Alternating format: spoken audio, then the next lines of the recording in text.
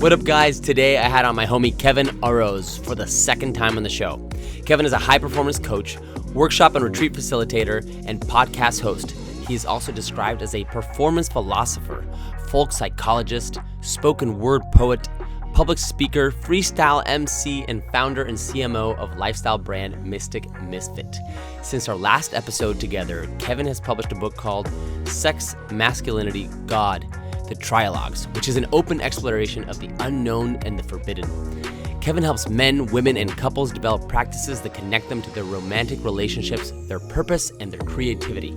At the end of the day, there's no denying that being in an optimal, romantic, conscious relationship with great sex, communication, polarity, all the things will be tied with more success in business and make you a more conscious leader.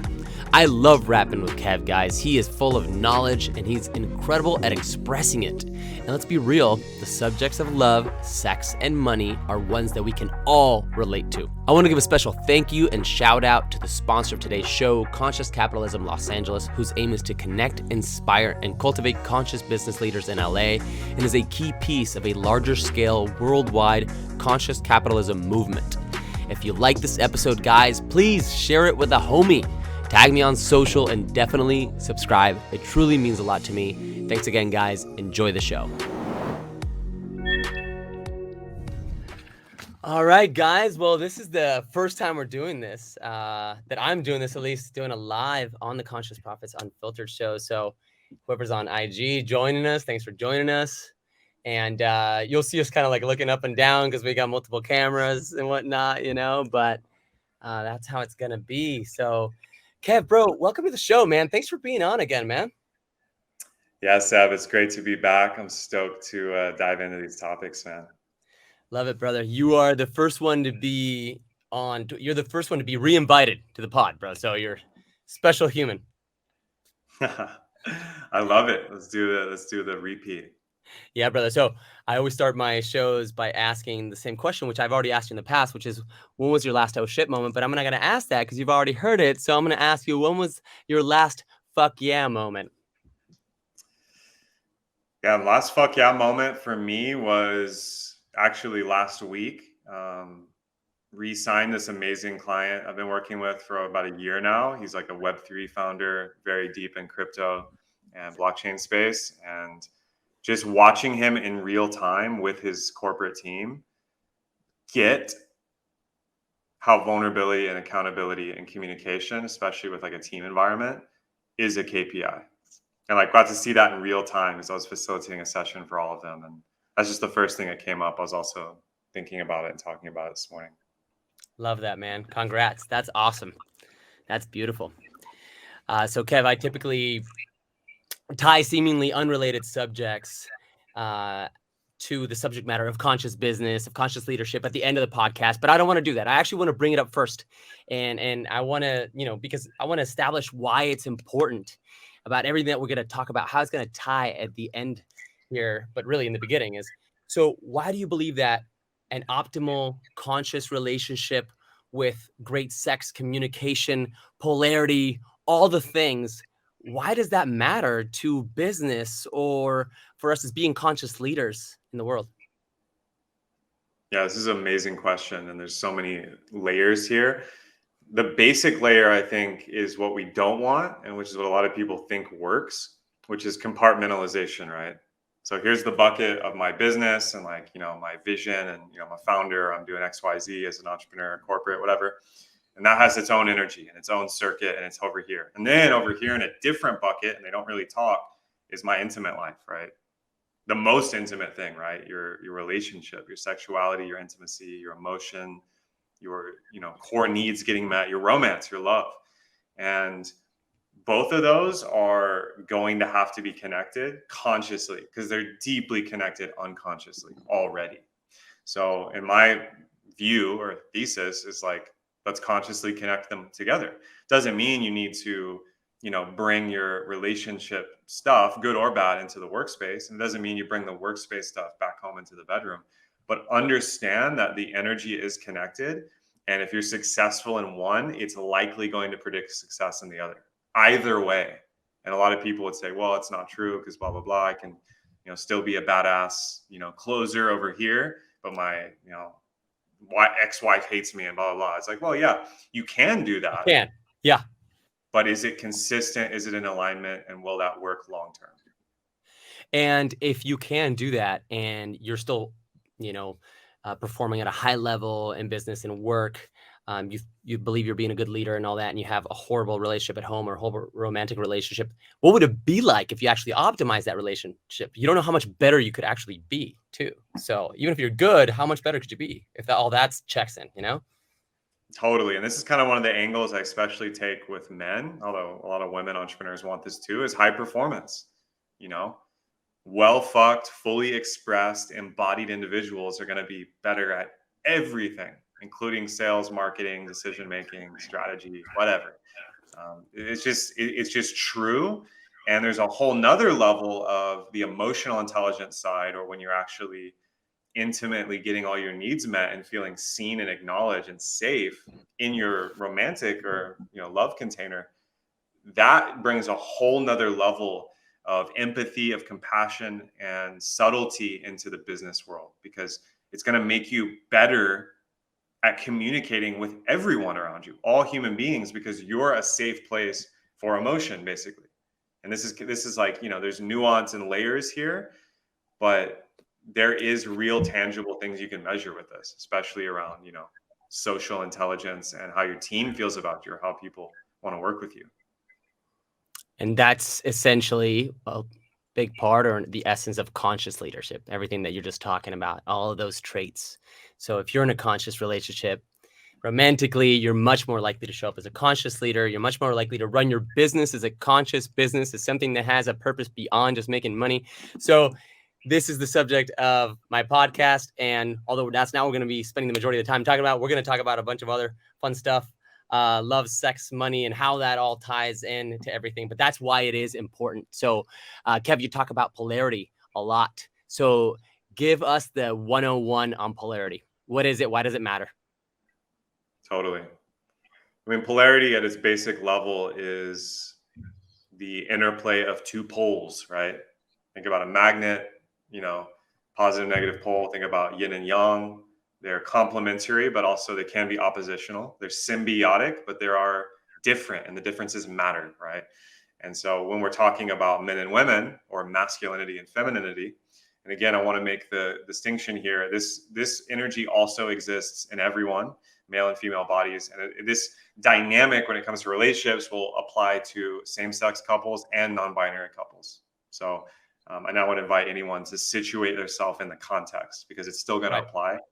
Now, basic idea here is masculine energy is direct, decisive, it's strategic, it's leader energy, right? We can call it alpha, whatever. And that is a manifestation of what most men will be best at, right? So it makes them really successful at business, war, hunting, all the traditional tribal roles of the man. And it's real and it exists, and you can, experience this for yourself. A lot of it's mental, a lot of it is consciousness and presence, but it's also action, right? It's decisiveness. Boom. Feminine energy on the other side, the yin side, most women are going to manifest more feminine energy on average. And this is not the opposite, but different in that it is intuitive, it's in the moment, it's much more emotional, it's sensation, and it's very skilled, right? Think of the gatherer, the medicine woman, think about the mother, the lover, the nurturer, the social architect. The feminine energy is going to be very good at social cues, emotional intelligence, tracking the tribe, internal resource management, and also nurturing, right? There's also a very sexual and sensual aspect to this that is just fertility, right? If you look at the female body, but the feminine energy is fertility in the energetic or philosophical sense of that. It's creativity, it's life force overflowing, right?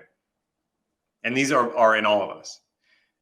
Learning the art of polarity, the whole idea in relationships and dating or courtship or even in a long-term relationship or marriage, is when you embody these and actually learn the art of the dance of these, everything becomes better. Communication, sexuality, intimacy, etc. Love that. Love that. What do you feel are key feminine qualities that a man must embody? Yeah. So as a man, especially if you're masculine dominant and you're, polarity, let's say you're energetic, the feminine energy is going to be important to learn how to rest and receive. So if you need healing, of any kind, physical, mental, spiritual, if you Yeah. need to receive information or go into a yin state, which is a KPI, rest and recovery, it's going to be important to understand some feminine energy in yourself. Emotions are going to go into this category as well, and vulnerability, right? Whether that's with a partner, with other men, or your village, basically, your community. So it's going to be really important for men to be able to go into the receptivity, to open their heart, to manifest some more of those tendencies. And this is going to make them much more resilient and emotionally stable and pleasant to be around. It's going to make them a better lover and intimate partner. It's also going to make them more able to connect with other people and have compassion and empathy instead of getting stuck in an ideology or a mindset that's going to prevent them from connection. And what about on the flip side, Kev? What are masculine qualities for a female to embody? Yeah. Or to focus on? Yeah. Sure. For a lot of women, I think, especially since 1950s, 60s, where birth control comes out, third wave feminism, all the stuff that's been happening to kind of create equality of outcome or equality of opportunity for men and women, which they're not the same. But a lot of women, a lot of female beings, who are feminine led in their energy are manifesting more masculine energy because they want to enter the workforce. They want to launch a brand. They want to be a CEO. They want to have a business. A lot of single mothers will have to manifest this because they'll have to hold the masculine and feminine pole in their family. So that's unfortunately very common. There's a lot of single mothers. And, in a general sense, a woman will want to manifest masculine energy when she wants to hold herself and contain herself and structure her reality. This can be financial.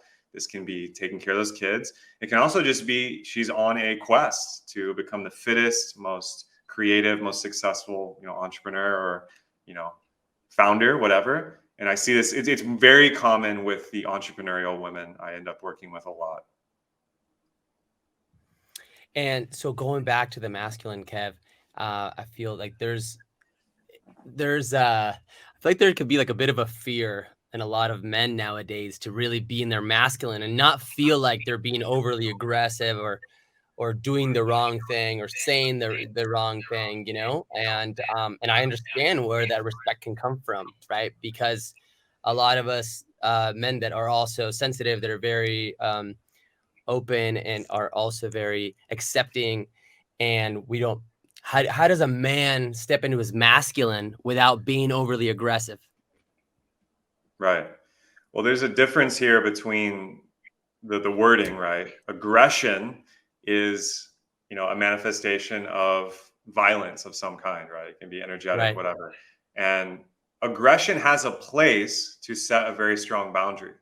Like, for example, the idea of righteous indignation or anger. Like if someone is being attacked or harmed or someone close to you, aggression is important. You need to have that killer instinct and the fight energy. It's actually important in some very nuanced situations.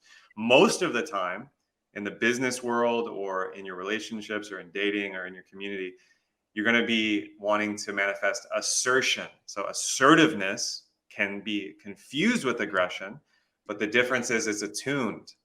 So there's attunement and awareness of the situation. And, in a world of the culture wars and everyone getting triggered about everything, this can get demonized as toxic masculinity. But assertion is very powerful because it sets a boundary. It's like, here's the boundary, here's the structure, here's what we're going to do. It's going to change the environment. Let's make a decision. And we're going to be assertive in a masculine expression of that. And I think when you don't do that, what we have is a lot of confusion, a lot of men feeling like they're emasculated, a lot of people pleaser coming out, and a lot of inauthenticity, actually, because this is an instinctual level, energy that most men actually need to manifest to be healthy.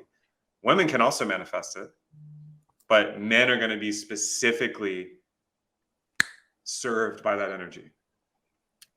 And that's interesting that you say it about being inauthentic in that form, because what can not being authentic do in terms of who you're attracting to your life, right? If like that's a big deal. That's huge.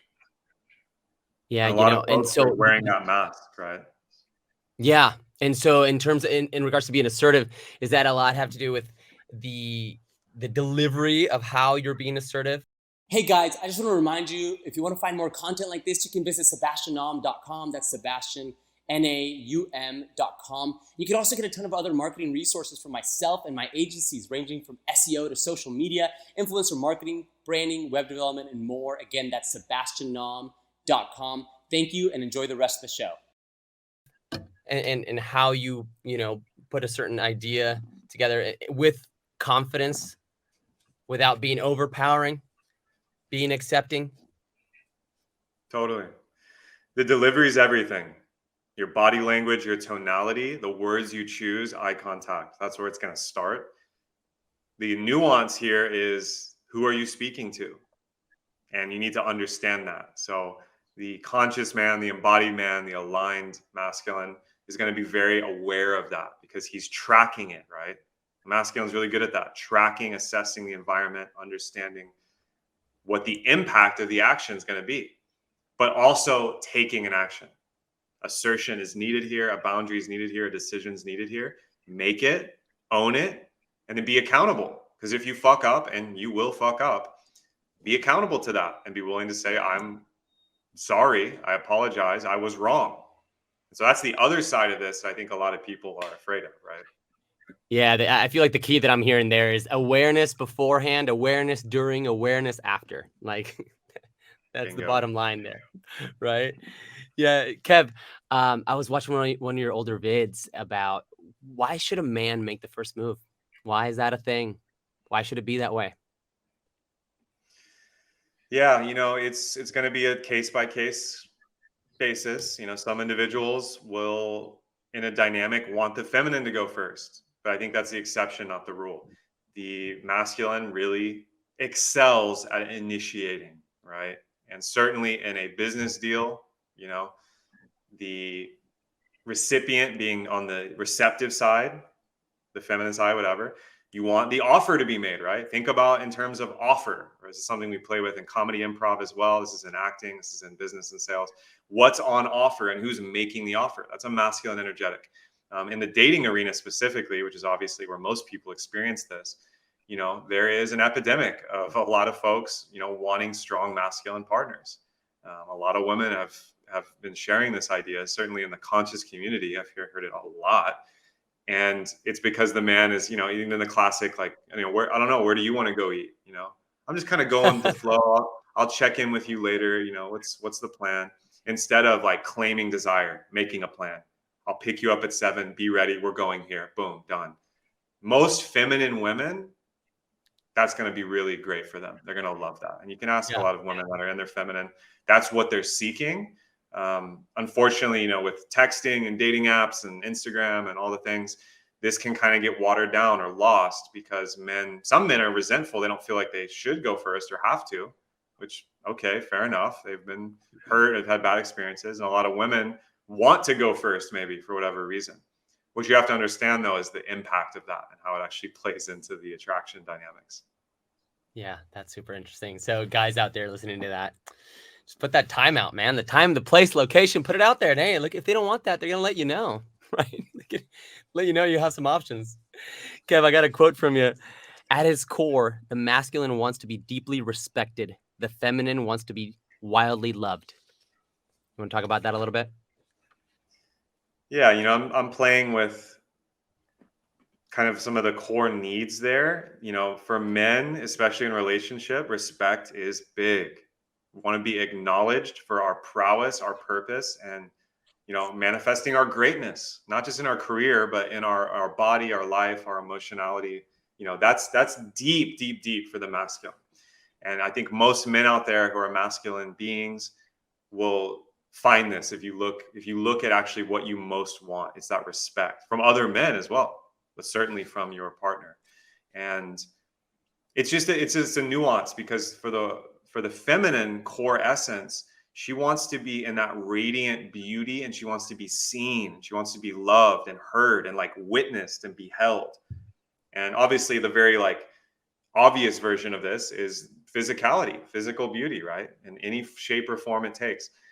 That's just part of the feminine experience. And you can, mind fuck yourself out of that and make all these fancy arguments around, well, it's not about that. It's beauty's not skin deep. Yes, that's true.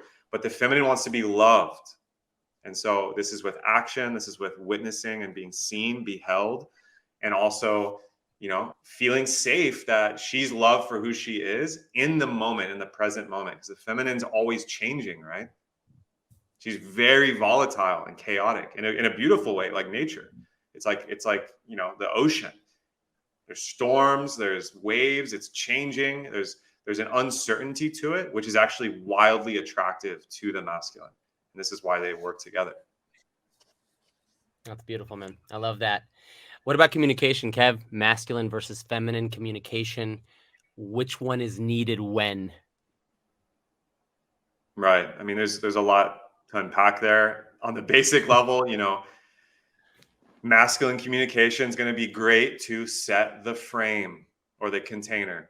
So just like with that dating example, here's what we're doing, here's when, here are the parameters. This is what I want. Boom. Right. Penetrate with strategy, with the plan, right? That's the masculine energy. And that's extremely effective in business. It's also extremely effective in a relationship when the man is leading, or the masculine energy. Feminine communication can be more subtle, yin, and receptive. It can be into the void. It can be more like, this is what I'm feeling. This is what I desire to experience. This feels good. This doesn't feel good. I would really love more of this. And it's signaling desire. So it's much more in the moment. It's signaling how she's feeling moment to moment. And a skilled feminine being in her core feminine will be able to do this masterfully. And this is why, the queen, or like, you see like a Beyonce, a J-Lo, some of the women that are really popular that I think manifest a lot of the feminine core. They'll red carpets will be rolled out for them. People want to do things for them. Everyone will magnetize to them, especially masculine men will be like super attracted to them, but also other women will want to be in their presence because they're full life force, and they're responsive with it. Responsiveness is actually a master code for feminine communication. Right on, brother. Let's talk a little bit about sex. A buddy of mine a long time ago, I just came up with this random analogy that sex is like a referee in a soccer game, right? So the reason is that if you have a really great referee, well, it's not going to affect the soccer game in any way, shape, or form. It's not going to affect the outcome of it, right? If you have a really bad referee, it's going to completely ruin the game, right? So same in that sense, sex, right? I don't think that great sex should dictate a relationship. It should not dictate it at all, the outcome or really, any of it. But bad sex or no sex can completely ruin a relationship. So what do you think about that? And what do you think the importance is there? Yeah, I mean, I love this idea of a ref calling a bad foul and just completely ruining the game. This is where the conversation around trauma and being somatically informed and understanding wounding around our sexuality, which is a very deep, intimate, vulnerable place, maybe the most vulnerable. It's also the most powerful. It's literally what creates life. So there's a sacredness to it, and it's all going to come down to communication. So there's this idea of the trauma bond, or like, there's this funny meme where it's like, the most men rate, there's actually a study, men rate their best sexual encounters with, quote, emotionally unstable women. And the meme was like, women are like, you're welcome. And why that is, I imagine, is because when the wounds are at play in sexuality, think about attachment styles, think about, erotic blueprints. There's all these different metrics you can play with, but the energy is really intense. There's a lot of adrenaline. There's a lot of passion. There's a lot of maybe drama. Yeah. And that can sexually be very charged and amazing in the short term. Now, creating a partnership or a structure of long-term relationship, or maybe even marriage or having kids, it's going to be very volatile if there isn't a playing field, back to the soccer metaphor, of rules, agreements, boundaries, and communication. So sexuality is, the barometer of where the relationship is at, I think, in a lot of cases. If you make it at the center, which it is at the center, even when it's not, and Freud and a lot of these psychoanalytic traditions talk about it like this. We are, primal beings. We want to fuck. And there's no way to avoid that. It's always there. Like sexuality is present. And this is the idea of sexual tension and that energy. So in my mind, to kind of answer your original question, is sexuality is extremely important. It can make or break a relationship. Communication about it and bringing it to the table. And just as importantly as, where are we going to live, or what is the relationship going to look like, or your history of your parents, all the things you'd want to discuss with a partner. Sexuality needs to be approached in that way and taken very seriously and not taken for granted, right? Yeah, I agree. Big time. Kev, what happens? You got a couple working with you, and one of the partners feels that having sex once every 10 days is perfect. It's great. And then the other one feels that they want to have sex 3-4 times a week, and they feel that that's healthy. How do you approach that? Is someone right? Someone wrong? Yeah, this is a big one. Comes up a lot. Yeah. Libido is different for everyone, for sure. When the couple is actually in their embodiment, so there's a lot that goes into that, right? So that means they're physically healthy, because a lot of this stuff is endocrine hormonal based, right? Which is diet, sun, exercise, cold, hot exposure. There's all these physiological factors that are going to affect that. And it's energetic. So it's emotional. It's based on attraction. It's based on these things. There's going to have to be some kind of meeting in the middle. And this is where self-pleasure is amazing. And obviously, just because you're in a relationship doesn't mean you don't, love your own body. And so that's going to be important to have that conversation. I would guess in a lot of situations, though, the person with the less libido is going through something or is feeling unexpressed in a way. Now, there are people that just have less libido. There are individual differences. But on average, if the relationship was really good, there's emotional connection, intimacy, the communication's clear, all other things being equal, I imagine the less libido partner would actually like to be having sex more.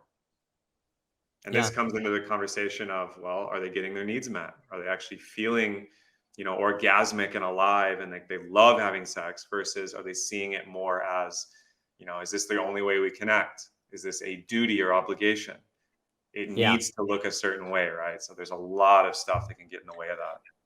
Yeah, I've definitely found that myself personally, or even just hearing the stories of, when I was in X relationship, I actually didn't care to have sex, or I hardly wanted sex. And now that I'm in this relationship, I'm like a totally different person, and they're like shocked that they feel like a completely different person. That's what you're talking about. It's those needs being met. It's the communication. It's that energy that's actually changing physically, the libido and the desire, which is gnarly. Kev, I find that money is such an interesting topic, man. Dude, I fucking love talking about money with close friends and my relationships. I really, really do. And I mean, I've personally had all the scenarios myself. I've been in romantic relationships where money is not talked about at all, or it's talked about a little bit. Sometimes it's cool, and then other times a little bit too much. And then I've had it where it's completely out in the open, every aspect of it. And I feel like that's definitely the right way to go. That's epic, right? I mean, and why is it so taboo? Why is money such a taboo subject for so many people? And why do you think that, if you agree with me, that it should be talked about and it should be all out in the open? Yeah, I do agree with you on that.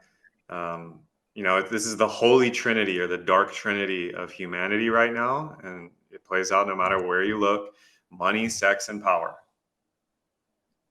Power can translate as influence. It can translate as, leverage. There's a lot of ways. Power is a little more nuanced, but money and sexuality are where most trauma is, where most emotional attachments are, which most Yeah. stories are. So narratives and beliefs and stories that a lot of which are not serving us or civilization. They're all here because that's where the energy is. The energy of biology is in the sexuality. It's in, that drive. And the energy of trust or coordination between humans, if you really go into what is money, money is an energy. It's keeping score. It's a form of trust and value that's exchangeable because we're in communities and we got to figure out stuff. It's called the coordination problem. As soon as you have two humans, we have to figure out how we're going to relate. And money is what's doing that. And, for better or worse, we all have a personal relationship to it. So money carries a lot of emotional baggage. I know I'm still in this work unpacking that. And that's also something that in coaching you have to go into is just, relationship to money. And that often, especially with business minded clients, becomes a big issue because your parents had a view of money, right? A lot of people in scarcity, even people that were quite wealthy numerically, might still be in scarcity emotionally, or how they relate to money, right? And one of my amazing mentors even had this term, money dysmorphia. Just like we have body dysmorphia, a lot of people feel a certain way about their bank account and they treat it that way. And then that comes into the relationship because the whole conversation of, provision, splitting money 50-50, how do we relate to money? That's going to enter the relationship in a deep way. And this is why there's so many divorces, unfortunately, that money becomes the main point of contention and battle, right? Yeah. Yeah. There's so much about it. And there's also, I feel that being really open about not just whether it's splitting or how to approach the money that you're making, all that, but like also talking about what is exactly coming in, what you're desiring, and really putting that out there and understanding why you desire it, what it is, what's your mission with that for both partners. And I feel that also allows it, it allows it for supporting creative ideas. Because at the end of the day, I feel that even if the partners have completely different careers, one doesn't necessarily care much about what the other one does. I think that even if somebody like person is not an expert at all on their partner's career, I think they can come in with a totally different mindset and a totally great creative ideas on how that person can make a shift. And that could actually cause them to make more money. And if they're not sharing things about money and talking about their missions and their passions and their goals, that doesn't happen. Right. And this is true intimacy, right? If you're going to be open with a person and vulnerable and be in that loving, like, ride or die, like, fuck, we're in this relationship level, money has to be there because most people are basing a lot of their waking time around money, acquiring Yeah. it, earning it, investing it, spending it, etc. And if you go back into the polarity aspect of it, is there something there in terms of the masculine and the feminine energy? Because you have a giver and a receiver. Does that say, I don't know how to really even ask the question, but does that mean that the masculine energy has to be the provider and that in turn turns into the masculine energy must make more money? Yeah, I mean, this is a big question, and it comes up a lot. It's going to be an individual basis, as with a lot of this stuff. The short answer is it depends. The energetic philosophical answer is the masculine is generally in provision, right? And the facts is that the masculine core is going to be better strategically on average, more able to take on stress. And because of the warlike or trade, you can look at the hunter archetype, the trader, the businessman, the general, what those have in common is they're going to be really good at solving problems at scale. And that's why, this idea that, all business is male dominated, the CEO statistics, all the statistics around companies and organizations, it's all male dominated. And some people think that women should be in equal positions. It's like, well, the women, yes, we should create equality. I personally believe we should create equality of opportunity. Awesome. But enforcing equality of outcome doesn't make sense. And this points at kind of a truth that you're going to have to discover for yourself if you're listening to this, that the masculine is provider in terms of provisioning. So whether that's providing food, whether that's providing protection physically, whether that's providing financials. Now, that doesn't mean that it has to be that way in your relationship.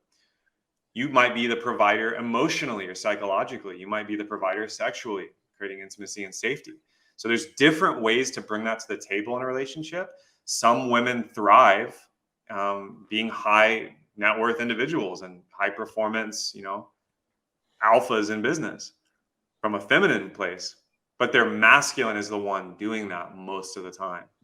That's what I wanted to point out. I wanted to point out, somebody listening, is that how you're flipping and switching from the words from man, woman, masculine, feminine. So that doesn't mean that it's not meant to be a woman, but that the woman in her masculine is the one that's doing this aspect of it. Usually, there are women in their feminine, I think, in the coaching, consulting, healer space that are quite successful because a lot of them are teaching this and they're very feminine embodied, and yet they're very successful financially. But that works in that space. I think it also works for artists, some artists. If you're more in traditional finance, if you're in, tech, if you're in a lot of the major industries that are booming right now, if you look at the female bodied beings that are crushing it, they are quite masculine energetically. And I would say that's across the board. And for good reason, right? Because those qualities are super successful in that environment. And it's amazing. When you come back to the bedroom, when you come back to the relationship, this is where the art of understanding how to shift. Because most women that are very masculine oriented in business want to be more in their feminine in sexuality and their relationship home life, sure. Right? And right there, Kev, something that we actually talked, I think, a little bit back 2 years ago on the first recording, but it's the importance of how important is it to bring feminine qualities into conscious leadership? How can for somebody to be a conscious leader, I think it's really important. It doesn't matter if you're a man or a woman. You can be the CEO, and if you want to be a conscious leader, you have to embody feminine qualities along with your masculine qualities as well. Yeah. I mean, the goal here, the esoteric goal of a lot of like religion and philosophy is like the alchemical marriage is how they refer to it in Hermetic tradition. It's basically the union or the dissolving of opposites inside yourself, right? So think about this as enlightenment, to just go way out there. And that means masculine and feminine coming together in a magical harmony or balance. I've never seen it personally. I've never seen a human being manifest this. I can imagine what it feels like or looks like as a philosopher, but most people are going to have to manifest some dynamic equilibrium between them. And I think the more dynamic that equilibrium is, the better leader you're going to be. So yes, short answer is yes. We want more feminine energetic qualities in all kinds of leadership, whether that's business, government, community, relationship, because that's going to make you more empathic, intuitive, sensitive to emotional intelligence and the community and the tribal actual energy, whether you're running a team or you're coaching or you're running a family or you're a community leader in government, whatever. It's going to make you way better at leading because it's going to attune you to a lot more signal and information, which is what the feminine energy is really, really good at. And that's why they are masters of knowing who's into what, who's in what relationship, how's this person emotionally feeling, where are they at. Now, the other side of this is, as a leader, you're going to have to take action and be decisive. So as a leader, you're still going to need very strong masculine energy to actually take action, execute on that information and data. Yeah, I love what you said there about the signaling and seeing all of the signals. And I think the flexibility aspect is so important. A good leader has to be flexible and then take the action in the direction that they want to go, right? And then just continue to take the signals, be flexible, and take the action. So definitely a huge dance there of both energies to be an epic conscious leader for sure. Kev, this is something I hear all the time with a lot of girlfriends of mine, girls that are friends. And guys say this too, but a lot of them say, I'm looking for somebody who is emotionally available and has done the work. And I hear that a lot. And so one of the things that I say to a homie will be like, let's change done the work to doing the work. First of all, because we're going to be doing the work until the day we die. Okay. That's the thing. How do Bingo. you feel about this? Do you feel that in the quote unquote conscious community or more spiritual people, do you hear this a lot? This phrase? Oh, on repeat, on repeat. And done the work is telling us something interesting, because why are they putting it in the past tense? I 100% agree with you. You never finish the work. We're doing it this whole lifetime. And if you believe in it, maybe we've been doing it multiple lifetimes. Now, done the work, though, probably implies that they want a certain level of emotional, spiritual maturity, period. So, done the initial work, right? So it means you have awareness of your blind spots, aka your shadow, or where you are, you know, vulnerable to triggers, patterns, unconscious behavior. So you have some awareness about that and maybe some tools that you can navigate that. You also are probably aware of how you play out in a relationship dynamic. That's where the emotional availability paired with done the work comes from, because a lot of us are navigating from past relationship trauma. So we're in relationships where it didn't work and they hadn't done the work and there wasn't emotional availability. So of course you want to move in the direction of, yes, I Yeah. want that. Now, the flip side to asking, like, I just want a partner that da da da da da, is your question should be, am I fully doing the work and am I emotionally available to potential partners? You got to flip that one. That's how you're actually going to be successful, because you're going to put the ball back in your court. That's right. And you attract the love that you are at the end of the day.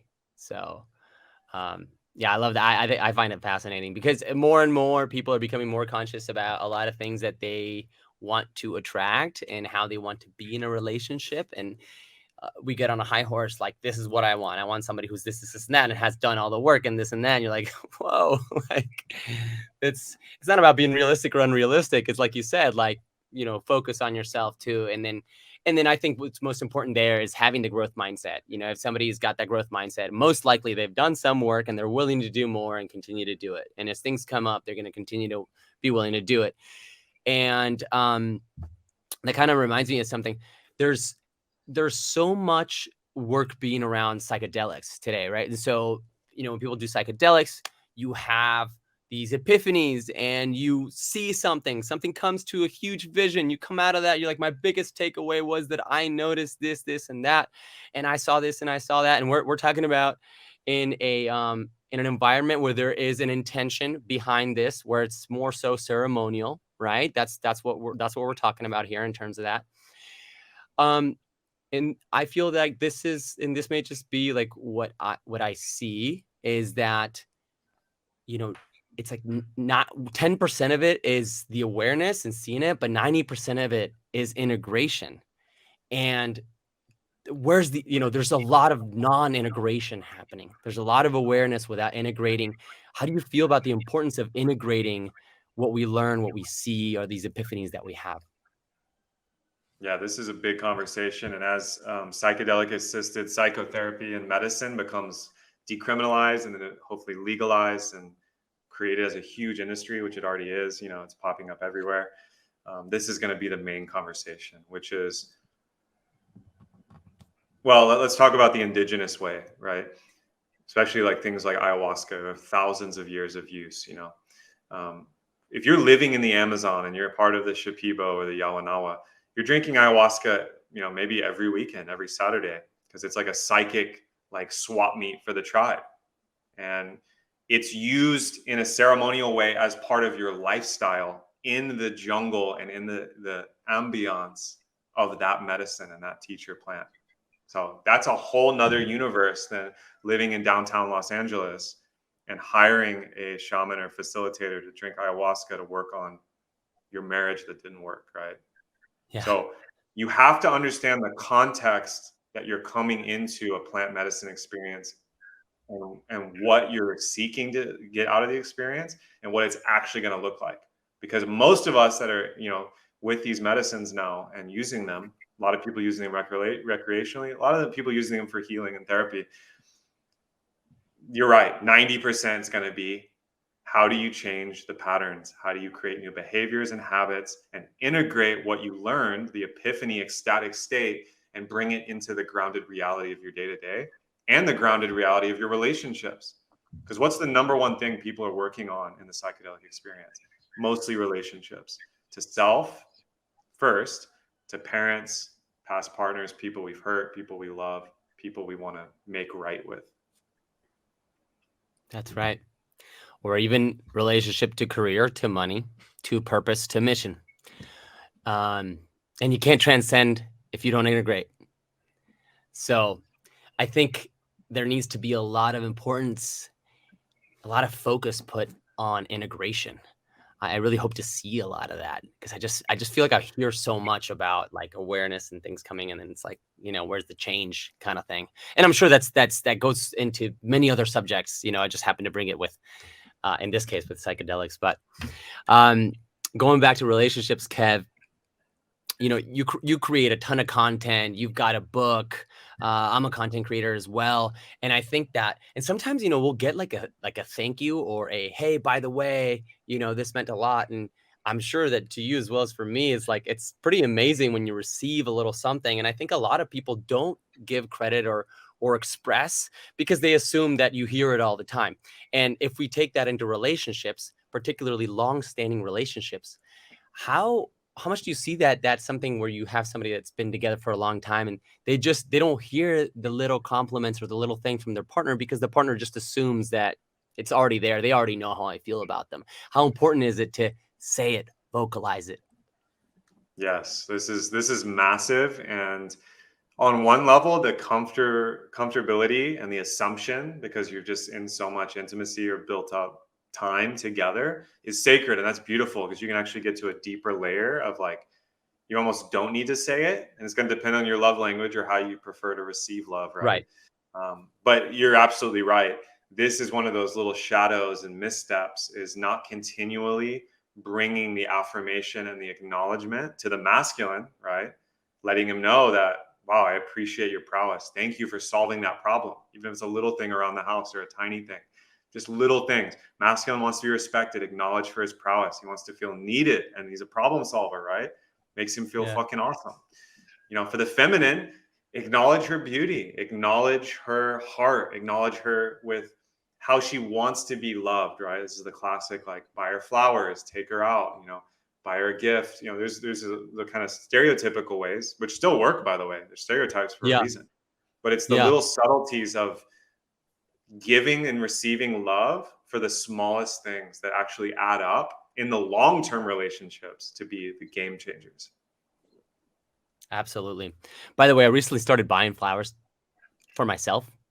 Nice. I don't know where that came. I mean, I know where it came from. It came from my relationship, but it just, I started getting more and more comfortable with flowers. I started noticing how beautiful flowers were, how they're such an incredible expression of beauty and nature, and they're vibrating so beautiful. And then I see them around the house, and I'm like, oh man, I think I really like flowers. I'm just gonna start buying flowers for myself. That's So amazing. Flowers are extremely dope. yeah, dude. It's just one of those things where, like, as much as I allowed myself to have feminine qualities, that was one thing that was like, nah, man, like flowers, not chill. Like, for a while, I was like too cool for it. And now it's like, just bring on the flowers, man. I freaking love it. Anyways, Kev, we divorce rate has been circling around 50% for a long time. Do you feel that these conversations that we're having, all of this awareness that's being brought by people like yourself, by other creators, by having more therapists, more coaches, more people being aware and having a desire to have improved relationships, do you think this is something that's actually going to improve? Is this a percentage we're going to see decrease? Yeah, this is an interesting one. I don't think we'll see it decrease until the mainstream conversation becomes around trauma-informed, somatically informed, compatible relating. And it's going to involve polarity. A lot of people, even the word polarity, it's like, what the fuck is that? What are you talking about? Aren't these old school gender roles? You're toxic. This is patriarchal. I get these comments almost on every video or content I post today, which is a sign of the times. We're in a culture war, and lots up for grabs right now. Rome is burning in some sense. And I think it's actually exciting because that means we can really push the boundaries and change the game in a lot of these areas. Marriage is an institution. It's a contractual agreement. It involves the state. It involves finances. And the way that whole system, that's another podcast, but I just want to speak to it for a second. That whole system probably needs to change on some level. So, and I'm not an expert on that, but I've dabbled in it, and it's freaky when you go down that rabbit hole of just the legal side of marriage. Now let's talk about the actual emotional bond of a committed relationship. Marriage was developed when people lived to be like 30 and women were property. So even the idea of marriage and happily ever after is a Renaissance medieval construct. You can look all this stuff up. Esther Perel is an amazing resource for this. Yeah. You can trace that back to 500 years ago. This shit is recent. Now, long-term partnerships and mateships between men and women as a symbiotic survival strategy, that's ancient. So that's, I think, where the rubber meets the road. Divorce rate is just a measure of the mainstream box that men and women and masculine and feminine in relating have been put. And of course, it's going to fail at above 50% at this point because the underlying parameters are bankrupt emotionally, in my view. And we're seeing that, right? We're seeing it play out. Yeah. So you're basically you're significantly separating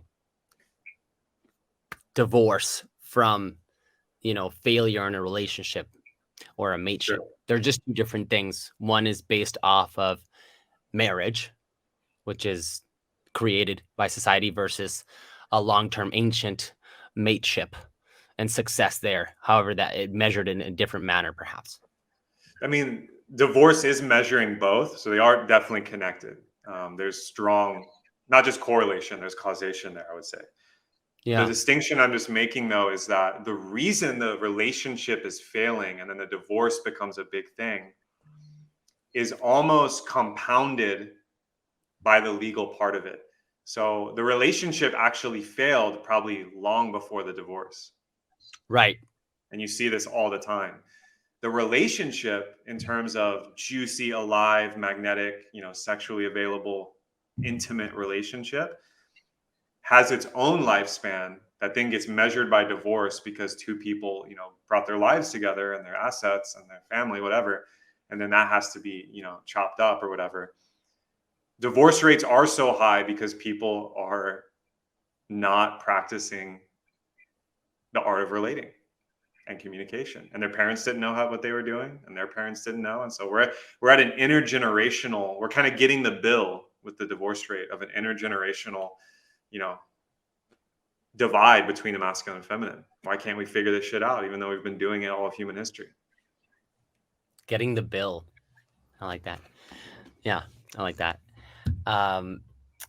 Kev, unrelated to love, there's so much talk, is going back to the money, but just kind of closing out here. But recession, there's so much talk about recession, and there's so much fear around it, and some say it's already happening, and some say it's not really. And there's what we do know, there's a ton of inflation, there's a lot of money printing, that's a fact. And I mean, I'm originally from Argentina, so I know what inflation is. Argentina is literally one of the worst in the world today and across many times and since I was born. And now we're seeing it. So it's the first time I see my American friends actually seeing it in action and being like, oh shit, I can't, this exact same thing that I paid this for literally 8 months ago is now this, and so on. What is your personal take on that, whether it's on inflation and like what to do? Like how do you invest your money today? What do you do with your money? Because keeping it in the bank is not good. Cash is king ain't the thing anymore. Cash is trash now, basically. Yeah, I love this conversation because over the past 2 years and really the past, probably 16 months, I've been deep in Web3. Okay. Learning, practicing, investing, and actually working with an amazing company, High Vibe Network. And so here's the meta take, the macro. And I'm not, none of this is financial advice. I'm a student trying to figure out all this shit, learning from the greats. We are in full-scale financial economic warfare on the planet because the global reserve currency, which since Bretton Woods and the end of World War II has been the USD, by the way, is at risk. And we've got all kinds of stuff going on. We've got China and Russia forming an alliance and gold backing their currency. You have, crazy sanctions, all this stuff geopolitically. But the core idea is, what are we going to use for value? Meanwhile, banks and even BlackRock, the biggest asset management fund on earth, is looking at Bitcoin and this whole interesting thing about the blockchain ledger in Satoshi Nakamoto, which popped out, back in 2008, the last recession that we had. That was a big one. We're going to have to change the way we look at money and finance. During 2020 alone, I forget the exact number, someone will check it. The Fed printed 20% of all USD in circulation out of thin air. That's not backed by precious metals. It's not backed by an asset that you can taste or live on, like water, gold, silver, real estate, etc. We've divorced currency and cash, right? The Federal Reserve note, from anything valuable in the real world. And so on a philosophical level, it's bankrupt. On the numbers level, I think the inflation numbers are just the canary in the coal mine. I think we're going to start seeing, I don't think we're going to have catastrophic failures and crazy shit like the Great Depression. The world's globalized now and we have tech on our side, and creativity and innovation are way more quantum. Like that couldn't really happen in the 1930s, right? It just was different. So I'm an optimist. I think we're going to get through this. It's going to be fucking awesome. Yes, cash is trash on one level because it's literally losing value. And in a recession, if you look historically, the most millionaires are made, the greatest transfers of wealth happen. So in that sense, if you follow like Ray Dalio or, Kevin O'Leary or some of these, financial big dogs who are now bullish on blockchain also, but understand traditional finance, TradFi like hardcore. Cash is king in a recession in terms of liquidity, because you want to be buying and investing. So personally, if I had, millions of assets under management, I'd want to be looking at amazing real estate in hubs that are catching up with global trends in the States. I look at Austin and Miami as maybe some of the main ones because of the influx of innovation, entrepreneurship there. Real estate's amazing. You want to have water rights, mineral rights. You want to have land that's arable, ideally, so you can have food. I'd also be looking deeply at Bitcoin and Ethereum. I won't go past them because they're the number 1 and 2, and they have the most traction and use case right now. And precious metals, I don't really know as much about, but certainly there's value there. And that's kind of what I would be looking at. I also would be an entrepreneur. I would be innovating and creating a business or art or adding value to the world that is in line with my passion, because that's the ultimate asset, is actually getting paid to do what you love. Love that, Kev. That is awesome. We could rephrase that. Cash is trash if you just leave it sitting in a savings account. That's what trash is cash. Not if you have a bunch of cash and you do something with it. Exactly. For sure. Kev, dude, you're an epic freestyler. You got some great raps. Do you have anything you want to throw down about love, sex, or money? I love that. I actually was in the studio recently here in Bali, rapping about Web3. But this is a cool one I was playing with. I'll just spoken word it, Decentralized eyes flip the script on TradFi lies. Satoshi's vision was to reprogram value with precision. The mission of blockchain is to lift the nations, give power back to the people, topple the steeples of financial oppression, and actually create a grassroots flipped on the narrative of recession. That's a piece of it, but yeah. Love that, brother. Love that. Love that. So good, Kev. Man, I love having you on, Kev. I asked you this last time. I asked all of my guests, what are the top 2 traits that a conscious leader must embody? And I'm going to flip that and ask you, what are the top 2 traits that a conscious lover must embody today? Yeah, excellent question, brother. And really honored to be here with you again, by the way. Top 2 traits are going to be adaptiveness and certainty. And what I mean by adaptiveness is that you need to learn how to dance between masculine and feminine, more specifically to own your dominant pole. It's not about being 50-50 and being able to switch all the time. It's more about manifesting the best parts of your masculinity or femininity, no matter what kind of body you're in, and just own that. You're going to be a way better lover in the bedroom and, out shopping. Certainty is a part of that, because it's like, once you know yourself, once you have self-awareness and knowledge about your triggers and traumas, and also your desires and kinks and what you want to experience in love, be fucking certain, have conviction, and just go after it. Tell the person what you want. Tell them exactly what you need and own it. Man or woman, you're going to be way more successful as a lover that way. Love that. Love that, brother. Well, anybody listening on the pod, you're going to have all the links to follow Kevin, subscribe to his stuff, buy his book, and just listen to all the beautiful things he's got to say. Kev, my man, you truly are a conscious leader, brother. I appreciate you being on. Keep being you, my man. Keep being you. Love you, my man. Thank you. Appreciate you, Seb. Thanks, my man. Hey guys, I really hope you enjoyed that episode. It takes a lot to put these things together, but I truly love doing it. If you enjoyed this episode or the show in general, and you listen to it on audio podcast, please take some time to give it a review. It would really mean a lot to me. And if you watch the video, please go ahead and just click subscribe and share it with somebody that you think would like it. It would really mean the world to me, and it helps keep the show alive. Visit sebastiannaum.com for more content, and follow me on Instagram at sebnaum. That's SEBNAUM. Thanks again for spending your time with me. I know it is valuable. I hope you have a great rest of the day and week. Till next time.